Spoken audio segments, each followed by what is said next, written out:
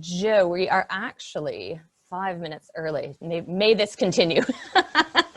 But is that okay for Joe? I'm not sure. What's going to happen now is, again, as I said, just for the optimal experience of the interviews and the panels, people are going to go out of view again, and we'll come back into view after lunch. And we're going to hear from Joe Salvatore, or we're going to talk to Joe Salvatore. Joe Salvatore is a clinical associate professor at NYU Steinhardt School. He is the director of the Verbatim Performance Lab, and he is the director of my solo show, Enthroned. And it feels really important to me that Joe is here with us starting the day, even though it's cruel, because it's a ridiculous hour of the morning in New York. And I'm still amazed that you have agreed to this, Joe. You're a rock star.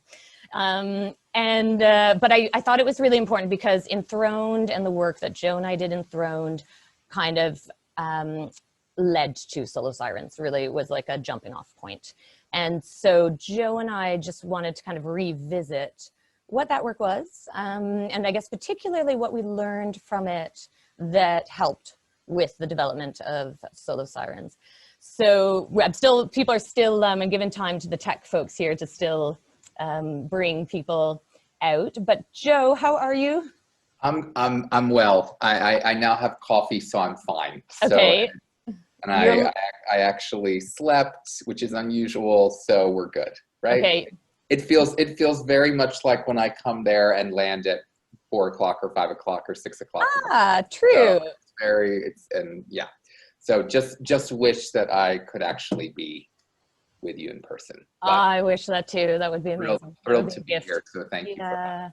Yeah, and that's true. I didn't think of that. You often land, and then I come and meet you, and we like skulk outside of a cafe at 5 in the morning until they open, yes. And we catch up in the rain. we hit the ground running. That's it. Exactly. Yeah. Yeah. So once again, like, thank you so much for doing this, pleasure. And as I said, it feels really, really important that you're part of the beginning of this day because our collaboration has helped so much to get SoloSIRENs to this point. Well, well, thank you. And it was not a hard yes to it was not hard for me to say yes to be here. So I'm thrilled to be here with you.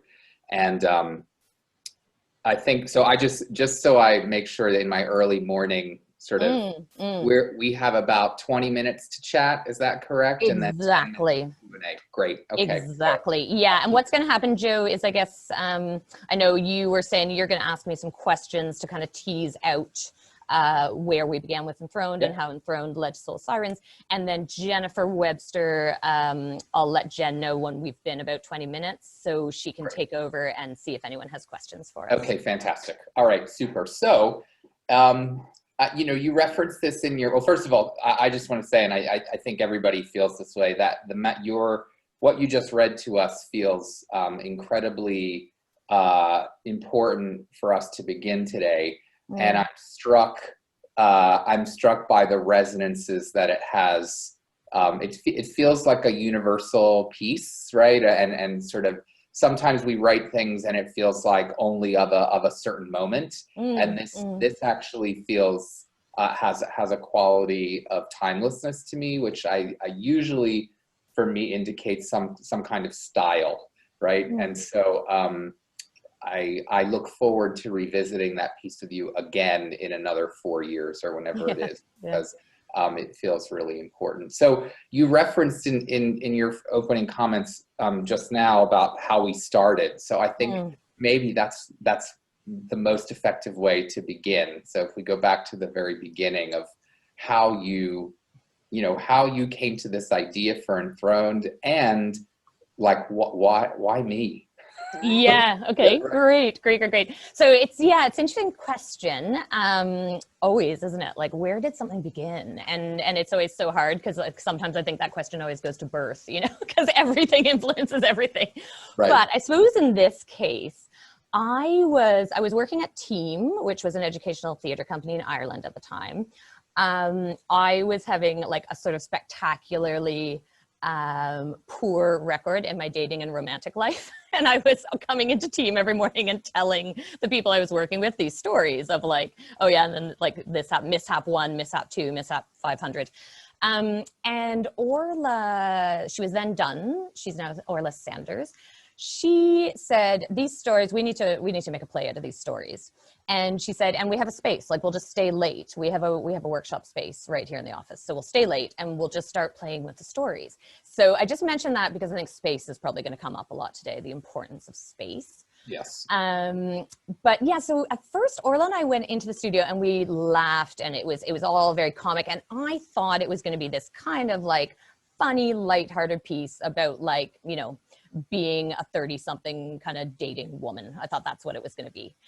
But we started to stumble into some darkness. And as I stumbled into that, I thought, oh God, oh no. You know, you kind of get the oh no feeling, because I was like, I think there's a deeper story that maybe needs to be told here. It's a story about how I ended up in a coercively controlling relationship. To understand that, I need to look into past abuse. And I really sat with, am I going to do this in an overtly autobiographical way, or am I going to kind of couch these experiences in character? And at the time, as you know, I was doing, and still am, I was doing a lot of community engaged work, and I was developing a devising process that was about giving people a forum to share personal stories. And I thought, I really can't back away from a personal story if I'm asking people all the time to tell personal stories. Right. But meantime, then team finished up. Orla needed to move to London for another job. And as I got into the dark part and realized it was going to have this similarity with the community engaged process, I thought, okay, I really need a director and a dramaturg. I really need somebody to work with me on this. And I think I've told you this, that, you know, there was like, I kind of sat down, I do this thing sometimes when I'm trying to figure out who a team is for a project. So I sit down and I like ground myself, and then I go, who is the director, you know? And the first voice I got was you, as in me. And I was like, no, that's why we're meditating. It can't be me. I need somebody outside of me. So I guess I was looking for the me outside of me. And it's interesting it ended up being you, because I think that's so much who I think of you being in our collaborations. I hope I'm that for you many times. Oh, yeah. So once I realized, like, look, it can't be you, get over it. Then I did it again. I was like, who is the director? And then the voice said, Joe. And I was like, but Joe's in New York. That's not going to work, which now seems funny, because now people don't find it weird to rehearse on Zoom and Skype, but we thought we were really radical when we used to do it. That's the norm. Yes. But I remember, I was like, okay, Joe. And I just know these days, even if it seems to make no practical sense, or I guess I knew even in those days, you have to follow those instincts, don't you? When you hear that voice, you just have to follow it and see what happens. So I thought, okay, I'll put it out there. So I remember emailing you going, Joe, a bit random, not sure how it would work, but I feel like you're the person I want to direct this piece. And then you were about to step away from directing, right? When that email landed with you. Yeah, I had finished a project that was fine, but it was not an easy experience directing. And I had wanted to focus more on writing and making my own work. And so I said, I literally had turned to my partner and said, I'm not directing anymore. And then your email came like 3 weeks later, I think. And I thought, well, I haven't ever directed a solo show before. And you and I had talked about wanting to do something together, but the something had not presented itself yet. And so when you asked, it was again, not a hard to say yes. So yeah. Great. So that was the beginning. And it's interesting because people often ask, I guess, especially now that Enthroned then opens SoloSIRENs, people are like, why is there a male director? Like, that question often comes up. And it's really interesting because, I mean, you were so crucial to helping this story emerge for me. And then Troy Hurry came on to do the design, another man. And actually, I love that because I think that it's really important to show, you know, there were these two male artists who were very interested in getting on board with my project about a solo show and a solo story that is certainly, it's a very female story in all kinds of ways. But I think, you know, within our work on that piece and within SoloSIRENs and within the work that I hope we're all doing to overcome patriarchy in this world, obviously men are part of the conversation, you know, and it was really important that you were part of that conversation. Well, and you know, there were many moments throughout our process, and actually, if I'm being honest, when we work together on this piece, still are moments where I say, okay, where are my blind spots on this? You know, where am I? You know, and I feel like, you know, because we also have a personal relationship outside of this relationship and making this piece, there is something about that. I feel like we enter a space and we hold the space together. I guess the other thing I would say is that if there were not other women working on the piece with us, I think I would feel, I think that would even be more of a question. But I think Sorka's contributions to this piece, I think of all the people who made contributions along the way as you developed it before I even entered. People who you've shared it with, you know, and even the team at SoloSIRENs in doing that. When I stepped back in to remount it with you, I thought this is being held by women, right? And I am entering into a space feeling really privileged to be part of it. And how do I make suggestions when asked, but not take up a lot of space as the guy coming in and doing the guy thing? And so but when you and I are working, when we're in the studio by ourselves, and I think that, you know, we worked to develop that working relationship from the very beginning. So absolutely, yeah. Which takes me into, I think, the next question, which is, you know, you've now done this piece 3 times and sort of getting ready, you know, yes, we're thinking for the remount the 4th time. What were the similarities and differences between, you know, the piece when it first emerged for you, the process and the first sharing at First Fortnight, and then a few months later remounting it here in New York? What can you talk about the similarities and differences? Because I always find that part of the story really interesting personally. So yeah, absolutely. And I think it's particularly interesting for the development of SoloSIRENs too, because what we learned from those 2 different festivals was very interesting. First Fortnight, I remember you were so surprised when you came over. You were like, this festival's extraordinary. So for anyone who doesn't know, maybe people not based in Ireland, First Fortnight is an arts and mental health festival. It started in Dublin and now it's Ireland-wide. And Joe, when you landed, you were like, this is the most caring festival I have ever seen. They are just pulling out all the stops to help us make this thing.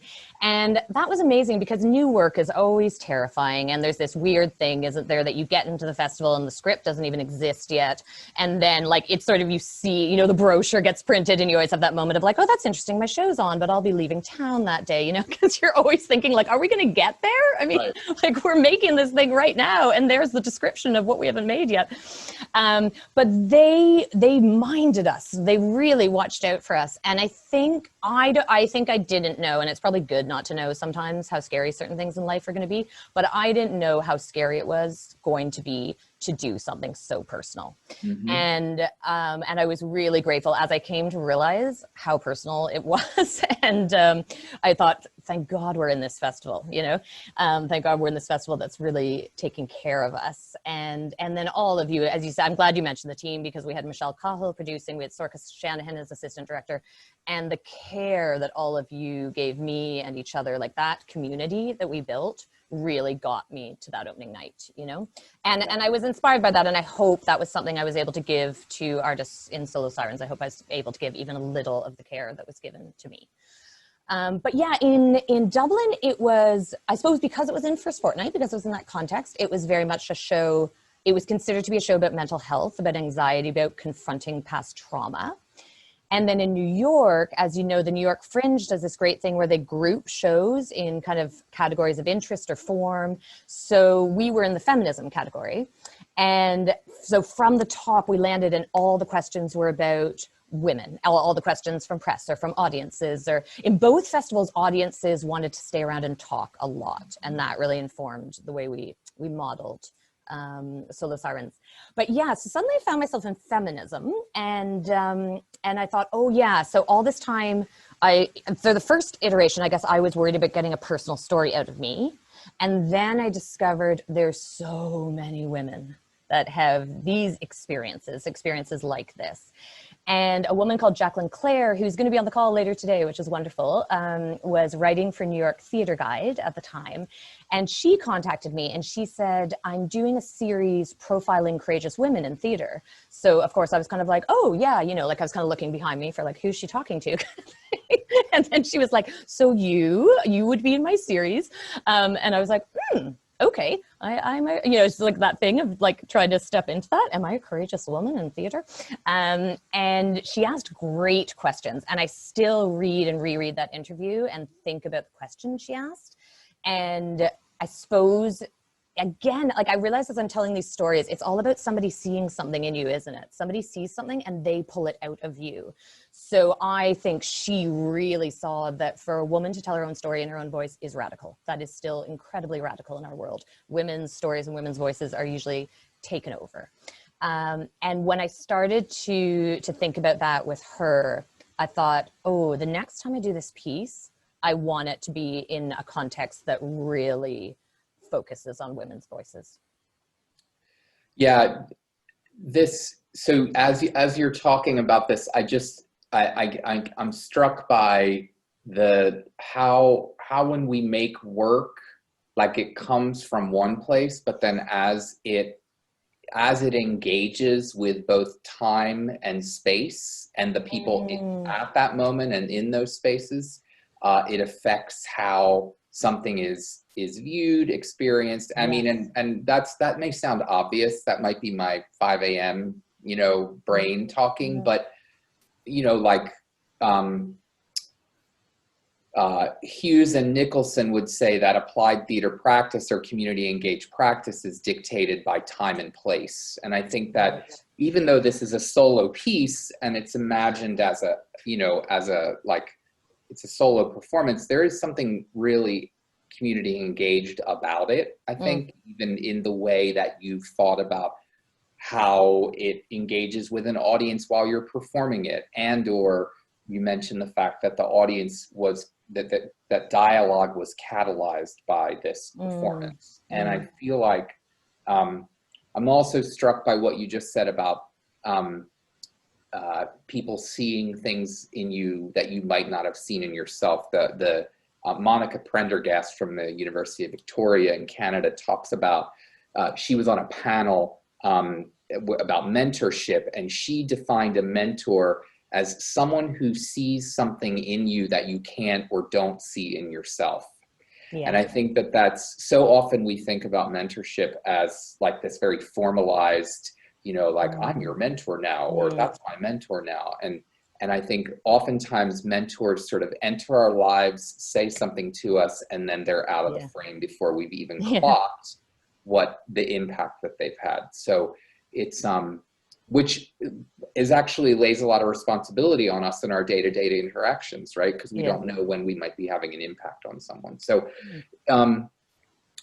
that's great that you just said that, Joe, because we have a mentorship panel later today, so I hope we can. Yes, I'm looking. I've noted that it's starred, so I'm very So, how did you, you know? So these two performances, and then a couple months later, you land this idea for this, right? I remember the Skype call that was like, I think I've got this thing, and you know, I've been talking with Jen, and I've been talking with, you know, so. How did we get here, this moment? Yeah. So again, I remember you saying, like when we finished New York, I remember you said, I wonder if the next time you do this piece, you'll connect it in some way to your community engaged practice. Like maybe the two sides will come together. And, you know, we have this, we use the infinity symbol for SoloSIRENs. And that to me is really about self, others. Like how do we understand ourselves better in the context of community? So I really thought about, okay, what communities do I have that I could bring together around this work? I loved what Jacqueline Clare did in terms of bringing all these solo female artists together in her series. So I wanted to bring people together to be inspired by one another. I wanted to provide mentorship opportunities for young women in a female-only space, because young women came and talked to me probably the most. Like, I would say audience members who most wanted to talk after this show was usually kind of women between the ages of 18 and 25. So I was like, okay, I want mentorship for young women. I want to extend the model of care that we learned so much about in First Fortnight. I want to be inspired by other people, and share our practices and share our ways of working. And maybe the community engaged work and these solo pieces can be together. And when I looked at where to do that, I instantly thought of Tala, and of course I instantly thought of Jennifer Webster. So again, it's like, I'm realizing it's the same story over and over, isn't it? You get an idea, and the reason you get the idea is because you work with inspiring people like you and Sorka and other people who feed into like this ecology of your own creativity. And yeah, so this idea struck. And then again, I remember calling Jennifer Webster and being like, ideas are flying, ideas are going off, like must meet. And she was like, okay, well, I've just dropped my daughter to school. So like, yeah, I can meet in an hour, you know? So she was like, right, I think she could tell that I was like really, really fired up. So she was like, let's meet. So we met, and yeah, and I kind of said, I think this is the bones of it. And are you on board? Like, can we do this? And she was like, absolutely. And then we needed to get other people on board, you know, so we approached Tony Fagan at Telecommunity Arts, and asked if we could kind of house the project within the organization. We approached Michael Barker-Haven at the Civic Theatre, and asked for space, you know, for the literal space to make the work happen. And it evolved from there. Yeah. That was the, yeah. It's Well, and Jenny, you sort of, you're acknowledging this, like, that things just happen, you get an idea. But I think one of the things, and you and I have talked about this, about being artists in our 40s, right? We have this, that eventually something clicks, and at least in our shared conversation, and correct me if I'm misrepresenting this, but something has clicked for us where we finally feel like we have the permission to ask for things, right? And to ask for, like, the worst that happens is people say no, right? Yeah. That's the worst that happens. And I think you just listening to you unroll this story over the last 20 minutes, it's like you had the courage to ask, right? And I think just this idea that, like, how do we find ways to encourage each other to ask for the things that we need as artists? I think it's particularly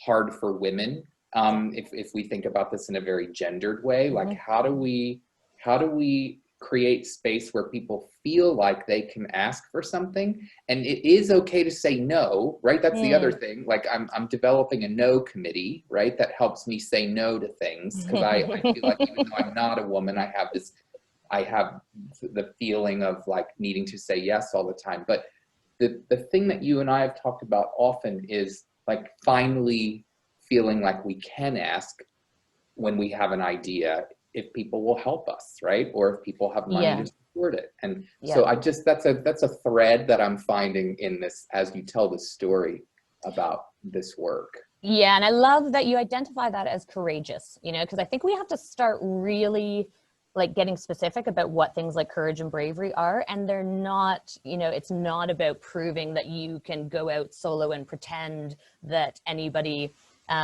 gets anything done by being an individual. You know, it's about, I think it's about being brave enough to go, I need help. I'm feeling really vulnerable.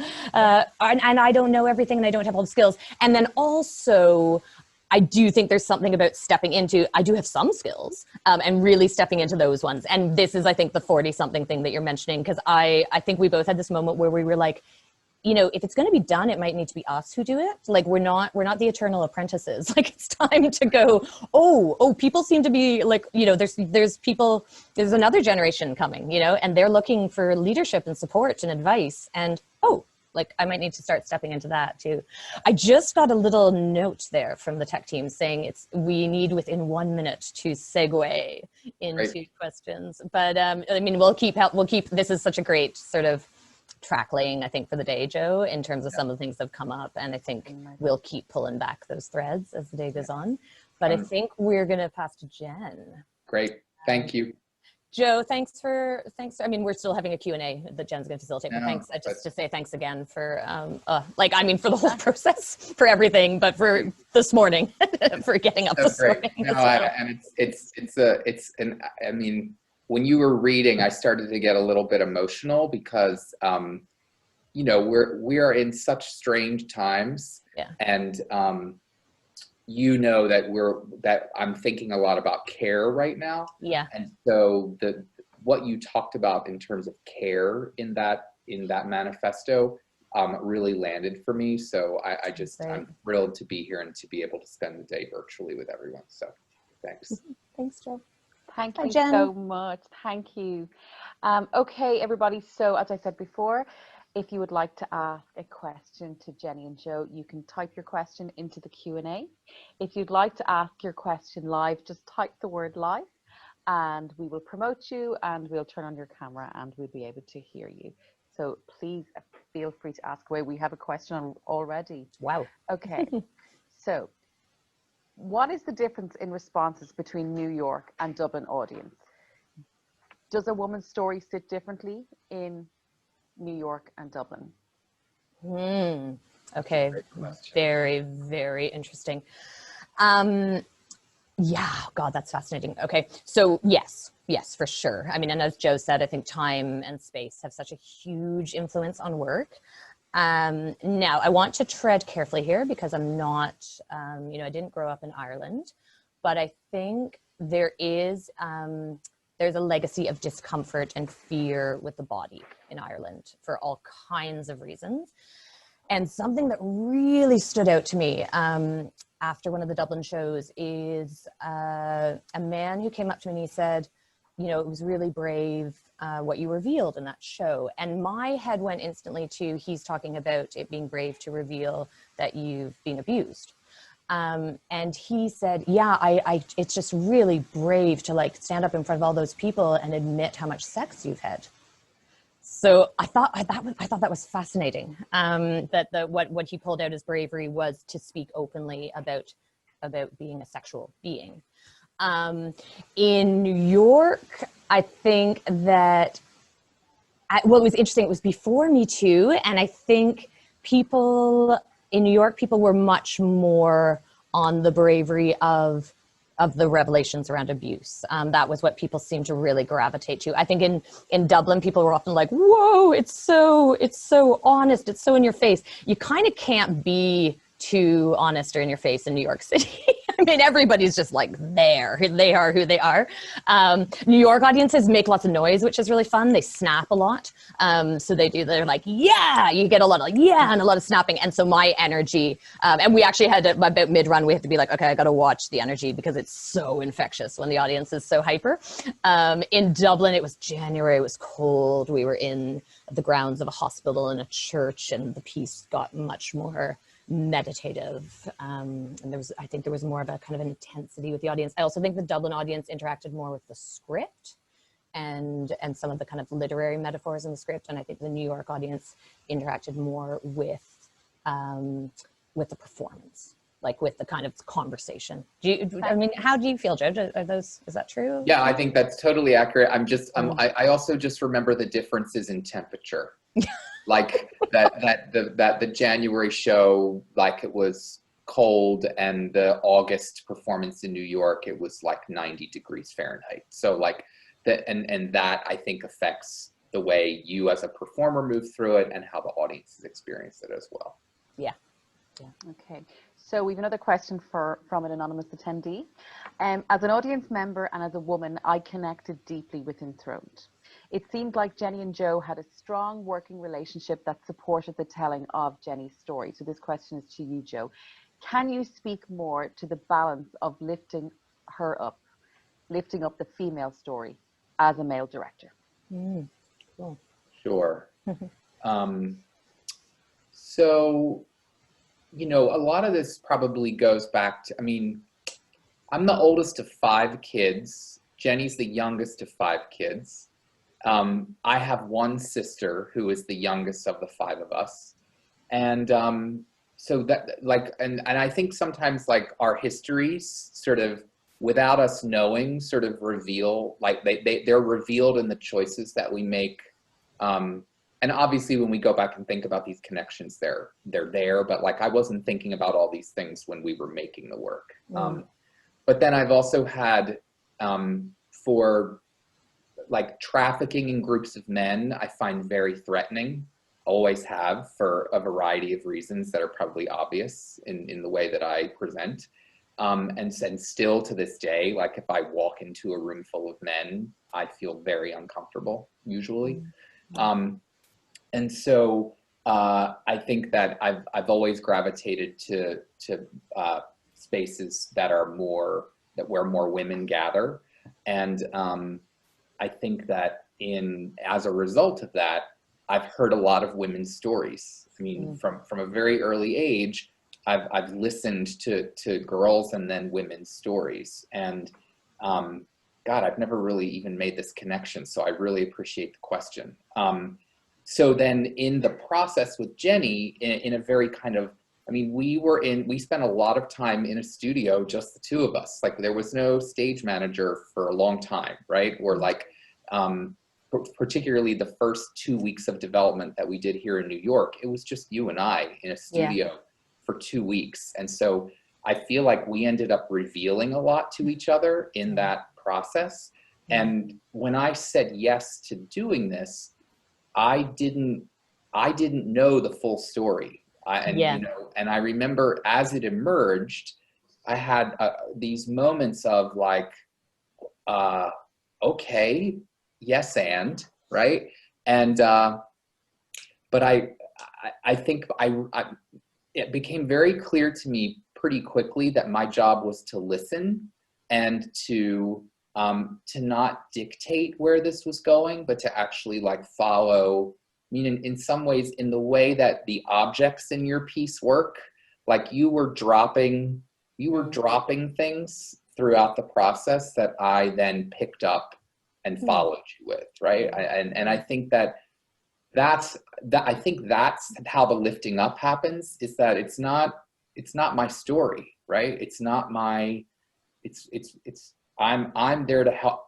You know, Cecily O'Neill talks about how a dramaturg is actually the midwife of a play. And so, is the midwife of a new play. And I love that metaphor because it's like, you're not the one doing the pushing, right? Like I was doing no pushing in this. Jenny was doing the pushing, right? And it was my job to be there to catch the baby if needed, right? And or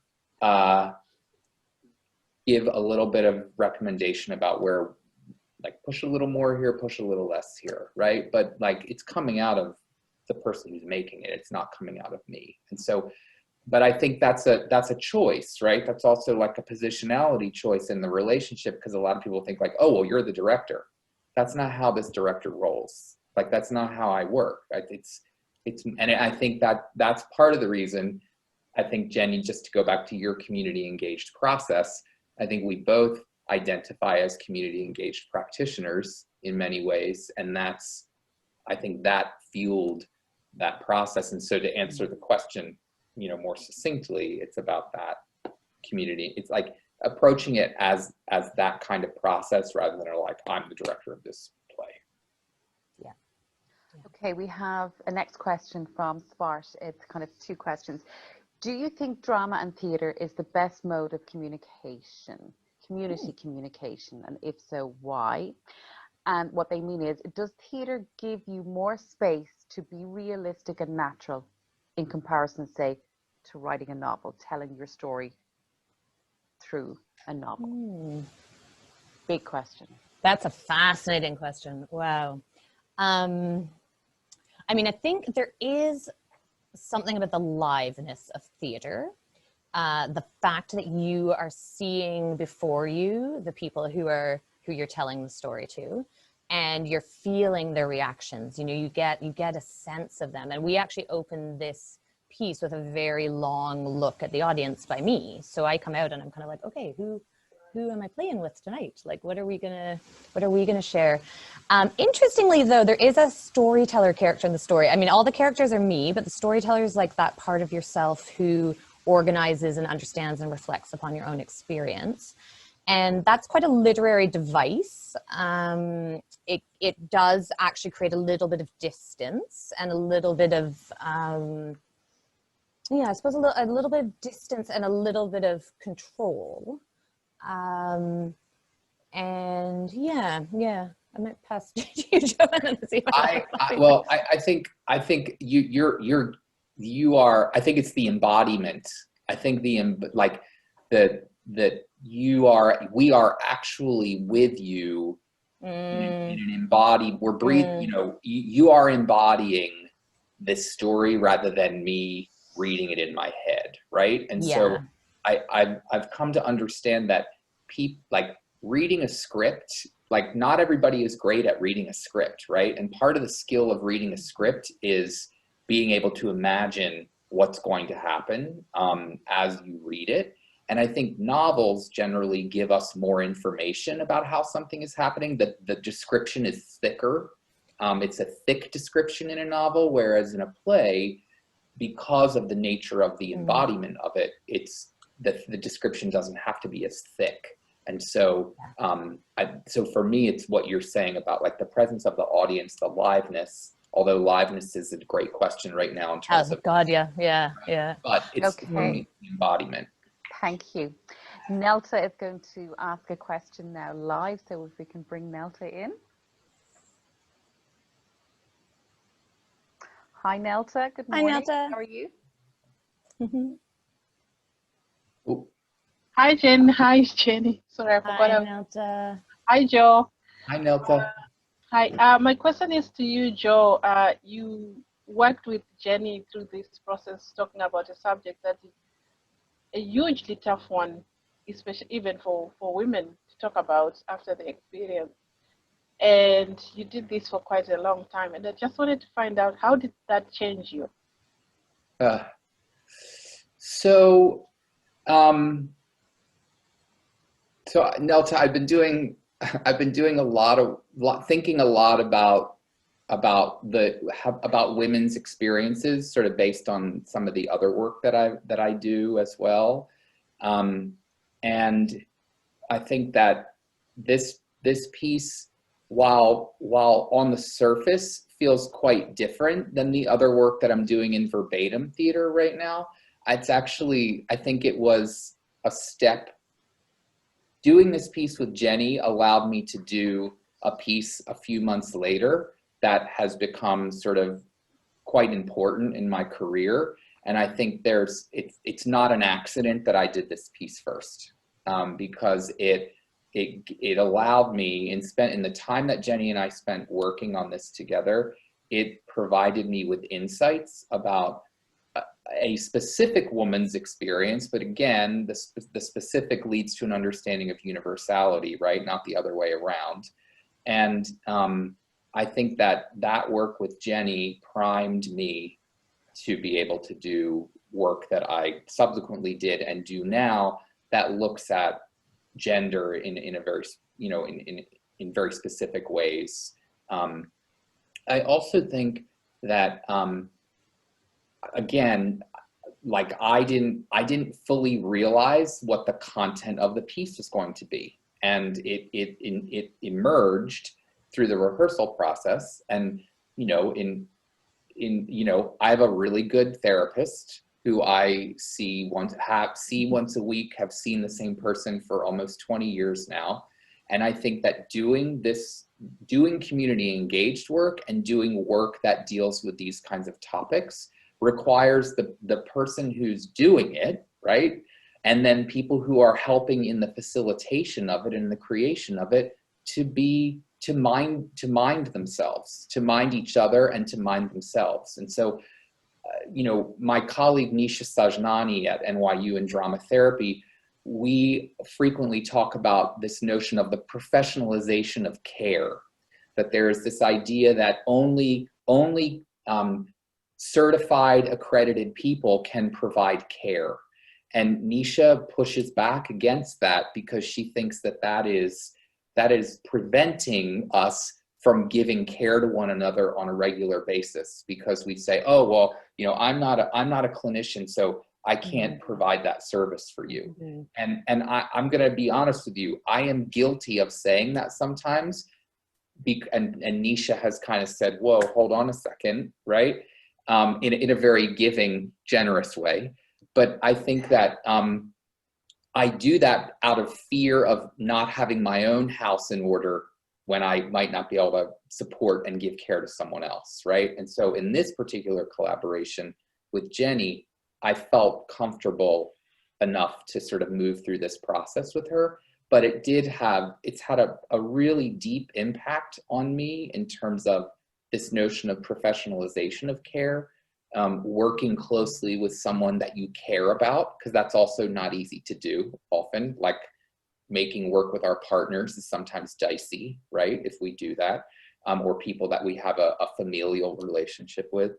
And then also just, again, like the ability to be in the presence of another woman's story, right? And a very personal story.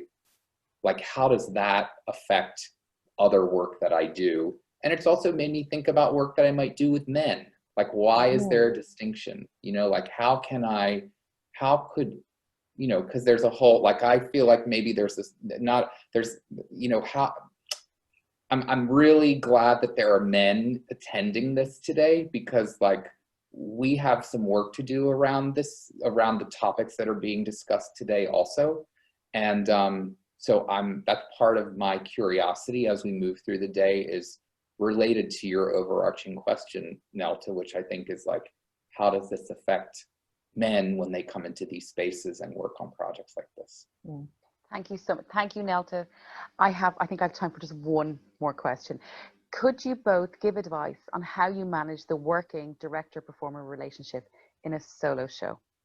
How did you manage that relationship?